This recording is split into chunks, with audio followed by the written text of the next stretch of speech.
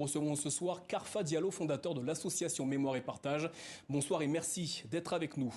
Lors de cette cérémonie, Emmanuel Macron n'a pas prononcé de discours, ce qui vous a fait réagir sur les réseaux sociaux. Pourquoi regrettez-vous le silence du chef de l'État? Il est vrai que ce silence est très étonnant. Il est très étonnant vu la réélection récente du président Emmanuel Macron et puis vu aussi le moment extrêmement essentiel et important que nous vivons aujourd'hui dans notre pays.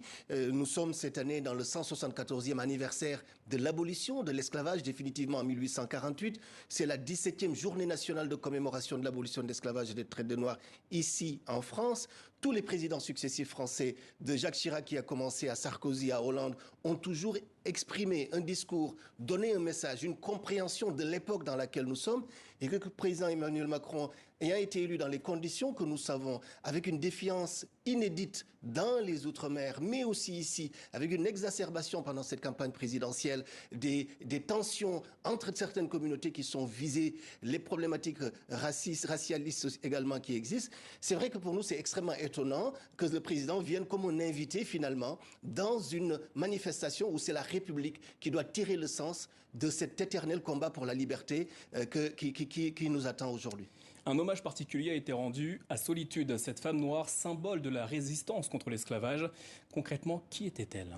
Solitude, c'était une femme de la Guadeloupe, on l'appelle la mulâtresse Solitude. Nous la connaissons notamment parce qu'un couple qui montre bien cette France que nous aimons et que nous tenons, c'est le couple André Schwarzbart et son épouse Simone Schwarzbart ont écrit la biographie de la mulâtresse Solitude. C'est une femme qui émerge dans notre conscience populaire lorsque Napoléon Bonaparte veut rétablir l'esclavage en 1802, c'est-à-dire qu'il veut faire revenir en esclavage des gens qui étaient des citoyens français. Là, il va y avoir une résistance importante menée par Louis Delgrès, par Ignace, mais aussi par la mulâtresse Solitude. Et cette femme, d'une façon extrêmement héroïque, va se battre pour la liberté et la liberté des Noirs. Mais malheureusement, c'est une femme qui va être arrêtée. Elle était enceinte.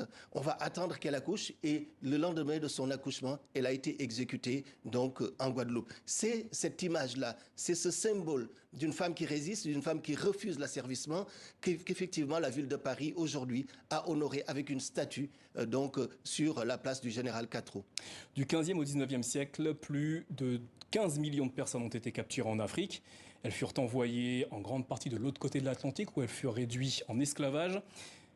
Quel passé, de quelle façon cette histoire est-elle vécue, reçue et analysée aujourd'hui en Afrique ? Plus que jamais, cette question est présente dans les mentalités et les consciences. Et je crois qu'on peut difficilement parler d'Afrique et d'Europe. Nous sommes aujourd'hui dans un monde mondialisé. C'est-à-dire que nous avons les mêmes vibrations. Vous avez vu, il y a 2 ans, la plus grande manifestation des droits humains, de protection des droits des Noirs a eu lieu en France à la suite du meurtre de George Floyd. Le mouvement Black Lives Matter, lorsqu'il s'est levé, à quoi les jeunes du monde entier se sont attaqués? Au symbole de l'esclavage sur l'espace public. Parce qu'ils sentent bien que la meilleure façon de protéger les corps des Noirs aujourd'hui, c'est véritablement de sanctionner ceux qui ont été leurs bourreaux. Cette histoire est-elle assez enseignée aujourd'hui sur le continent africain? Sur le continent africain, c'est difficile, je ne vous le cacherai pas. Depuis 10 ans maintenant, je fais un travail en Afrique, une campagne pour que les pays africains qualifient les crimes contre l'humanité. Comment un continent qui a connu cette saignée la plus importante de notre modernité n'est pas qualifié ce crime? Tant qu'on ne qualifie pas, tant qu'on n'a pas une parole solennelle, tant qu'on ne s'arrête pas, comme en France aujourd'hui, malgré tout ce qu'on peut reprocher à Emmanuel Macron, l'État français s'est arrêté.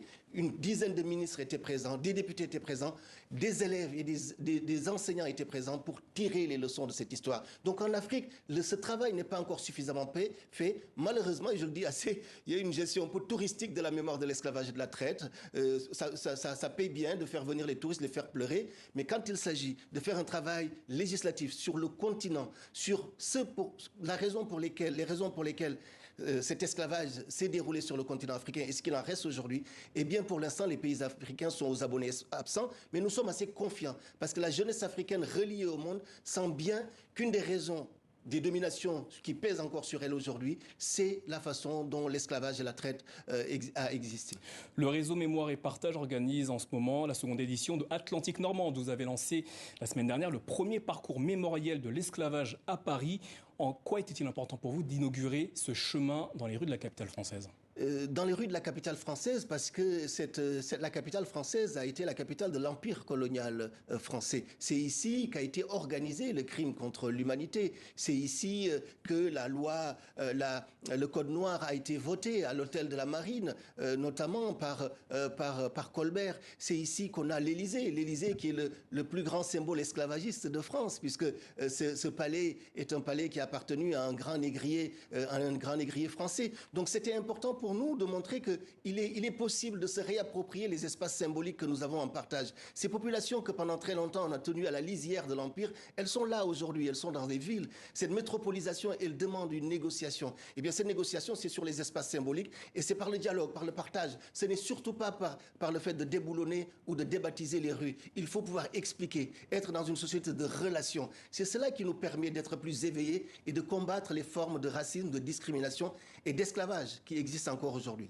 Ce nouveau parcours mémoriel a-t-il reçu un bon accueil de la part du public parisien ? Oui, je dois dire que j'étais très surpris. Vous savez, moi, je suis un provincial depuis des années. Je parcours les villes de province, les anciens ports négriers. En province, c'est assez facile. On peut faire ses visites. Il y a moins de bruit.